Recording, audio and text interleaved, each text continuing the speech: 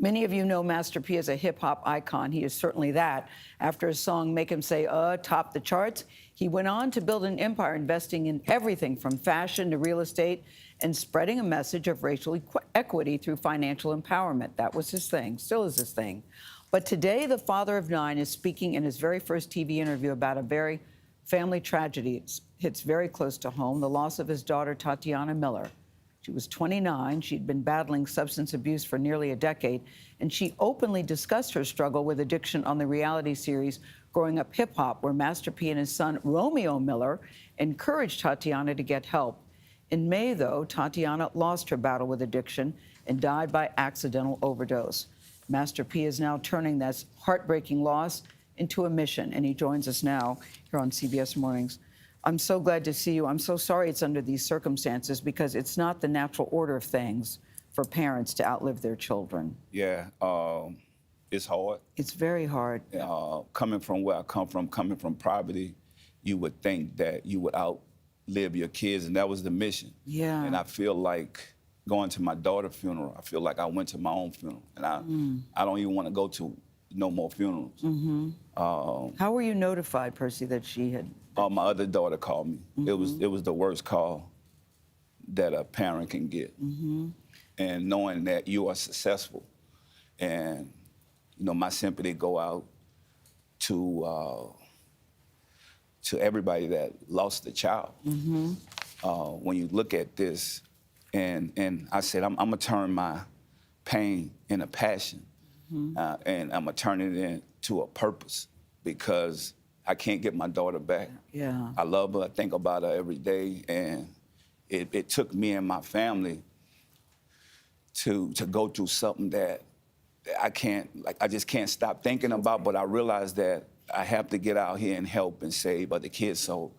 But did you think she was getting better? Because, she had talked very openly about it.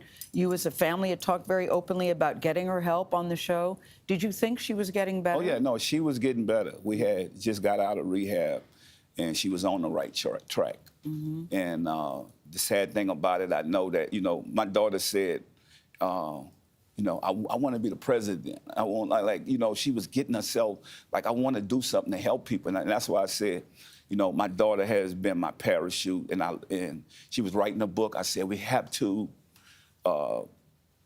get rid of the negative things and replace it with positive things. When you look back on it, do you think that there are things that you should have done, not have done, things you should have said that you didn't said? Are you playing that tape in your head? Oh, no, every parent do that. Yeah. I feel like I could have done more. I feel like, but you never know. Like you think, we've been going through this for 9 years, so you think, oh, you know what? She's gonna get past this, we're gonna go on and live happily ever after. She's an adult. And she's an adult. Yeah. It's been plenty of times to where I was in situations that I had to, even if the police was involved, like she could go where she wants. She's over 18. So I had to deal with that struggle and pain. But my daughter had a lot of life left in her.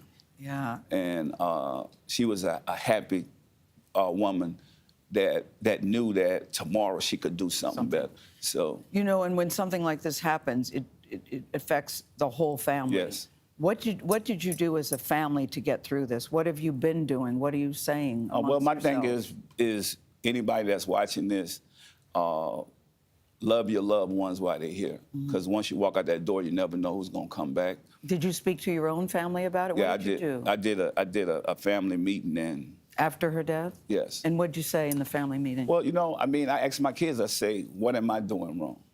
And so, some of the kids say, you are controlling. So I had to look in my own mirror and say, that's true, but I've only built parameters for protection out of love because I know where I come from and what I've been through. And when you look at mental illness and substance abuse, it's serious. It affects everybody, black, white, Asian, Latino, rich, poor. You look at now fentanyl, just a little thing of fentanyl, it's destroying Take family. your life. Take your life. I watched on the news today to where a mother was talking about her son was a good kid and he just went left one time and brought some pill and it killed him. So my thing is, it hurts so much as a family. So for me, I broke so many stereotypes, and I'm telling my kids, I told my son Romeo, I said, you know what? I broke a whole lot of stereotypes and curses that now you got to break, because he's my hero. Romeo is my hero. Romeo is, yeah. Yeah, because I feel like now he could change the next generation. Because you work so hard to make sure that they didn't have the life that you had. Yes. Isn't that the point you're Yes. making? And it's tough, because when you lose somebody, they're not coming back. So when I got that phone call, I realized that my daughter's never coming back. Yeah. And that's the heartbreaking thing about this. And that's why I said, let me team up with NAMI. Let me team up with ARJ Cares.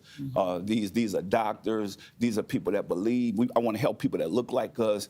We want to bring awareness to this. We want to save these. My whole purpose is now is, I don't know why you put me through this, God, and I'm not going to question you, but I'm going to get out here and save millions. I'm going to help. I'm going to do something. And so your bottom line message to people who are worried about their own children or who are going through this is to do what?